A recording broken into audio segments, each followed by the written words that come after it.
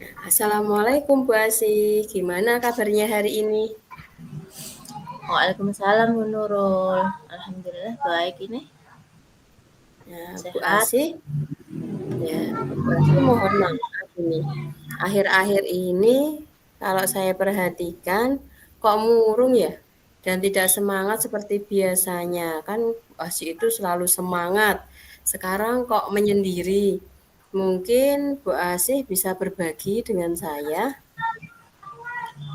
Iya nih Bu Nurul, saya ingin ngobrol tapi bingung dengan siapa. Mungkin bisa juga sih dengan Bu Nurul. Saya ingin berbagi cerita agar bisa menyelesaikan masalah yang sedang saya hadapi Bu Nurul. Ya, boleh Bu Asih, tapi sebelumnya saya minta maaf ya Bu ya, jika boleh tahu masalah apa yang sedang Bu Asih alami sekarang? Gini Bu, masalah kegiatan pembelajaran anak di kelas saya itu mengalami masalah dalam hal menjaga fokusnya dalam proses pembelajaran.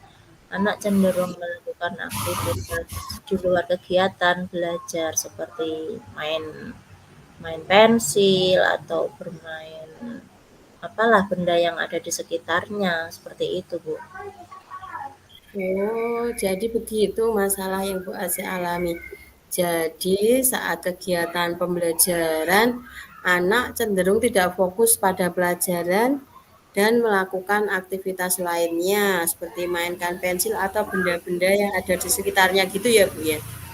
Nah, dan hal Iya, ini yang Bu. menjadi masalah yang saat ini Bu Asih alami di kelas, Bu.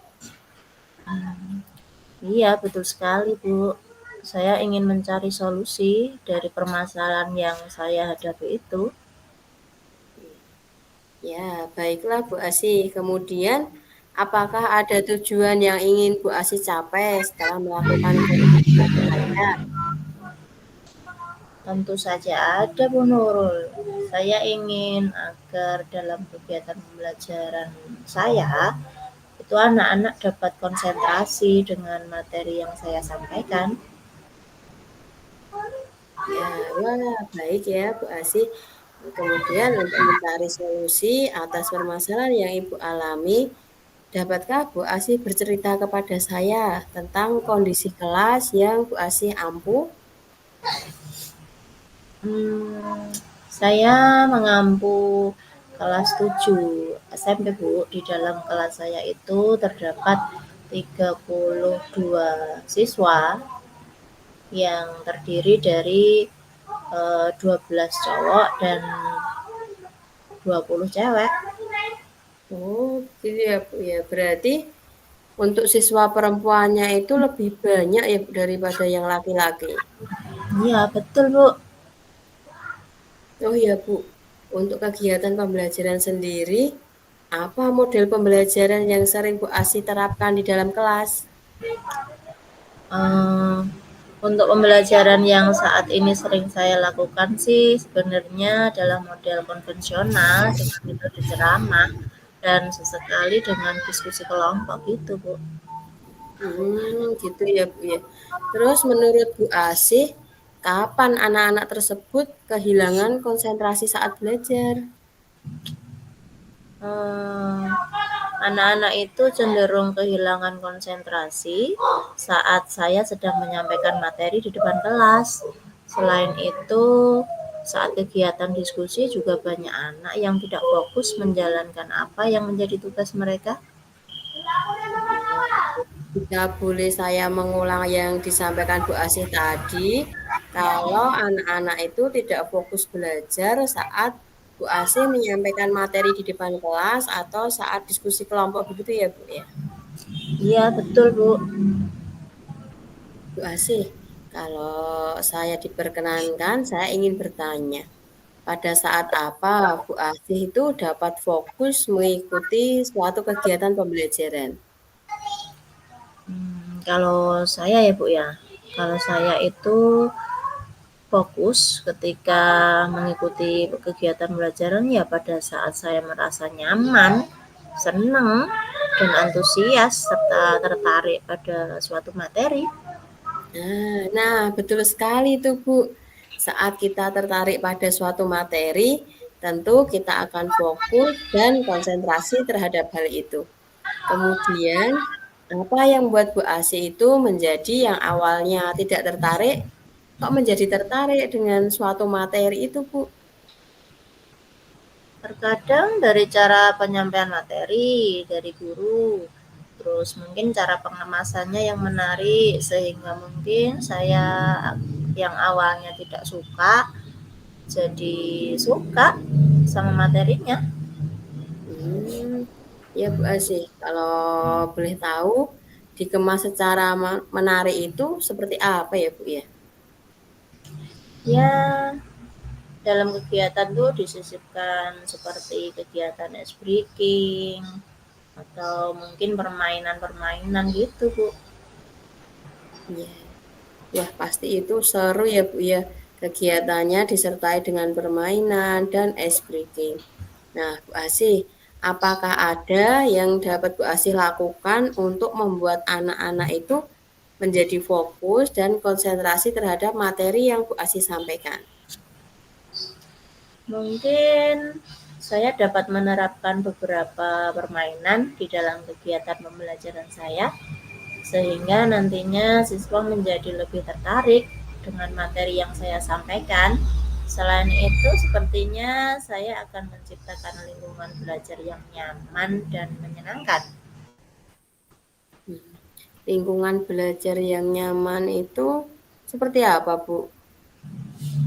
Ya, saya akan menyeting kelas secara menarik mungkin dengan memberikan hiasan, memberikan permainan yang beragam dan edukatif, kemudian melaksanakan pembelajaran yang menyenangkan, memajang karya-karya dari hasil kerja siswa agar mereka nanti bangga dan merasa memiliki kelas tersebut. Seperti itu, Bu Nurul.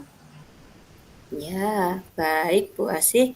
Jadi, jenengan itu akan mengimplementasikan pembelajaran sosial emosional di kelas dan juga nanti akan menciptakan iklim positif dan budaya sekolah. Begitu ya Bu Asih? Betul, Bu Nurul.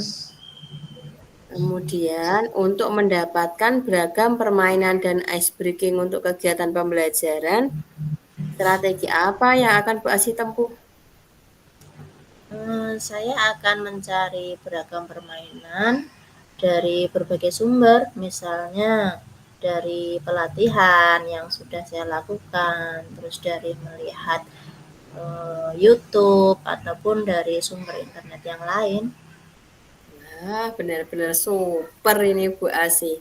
Kemudian, Bu Asih, apa ukuran dari keberhasilan rencana aksi yang Bu Asih rencanakan?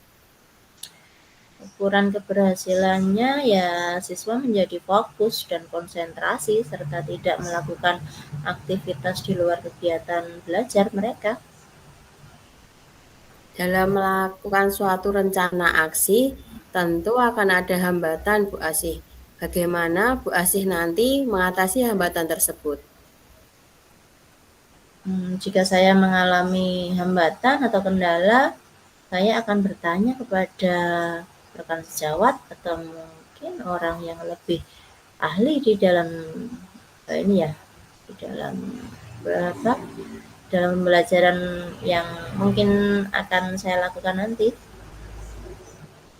Nah, Bu Asih, apa yang Bu Asih dapatkan dari percakapan kita ini tadi? Hmm, jadi untuk meningkatkan konsentrasi anak ketika belajar atau fokus belajar anak atau siswa itu kita harus menciptakan iklim belajar yang positif serta melaksanakan kegiatan pembelajaran yang menarik. Mungkin seperti itu, Bu. Terus rencananya kapan itu akan dilaksanakan, Bu? Ya, sesegera mungkin, Bu. Mungkin 2 hari lagi. Wah, bagus ini Bu Asih sangat semangat. Baik Bu, jadi saya sangat antusias sekali bagaimana dengan hasilnya. Jadi langsung bisa diterapkan nggih 2 hari lagi Bu Asih. Iya, Bu. Mungkin kita akan bincang-bincang lagi 1 minggu lagi ya Bu Asih. Semoga anak-anak menjadi lebih fokus dalam belajar. Baik, Bu Nurul. Nah, Bu Asih, apa yang Bu Asih rasakan ketika di coaching itu? Hmm, rasanya senang, lebih lega, karena apa yang saya khawatirkan pada saat diobservasi bisa saya atasi melalui kegiatan coaching pra observasi, sehingga saya lebih yakin pada saat diobservasi. Selain itu, kompetensi yang ingin saya kembangkan juga meningkat. Terima kasih ya Bu Nurul. Ye, sama-sama ya Bu Asih, tetap semangat ya. Ya, terima kasih Bu Nurul. Ye, Assalamualaikum Bu Asih. Waalaikumsalam. Sehat selalu ya Bu ya. Iya Bu.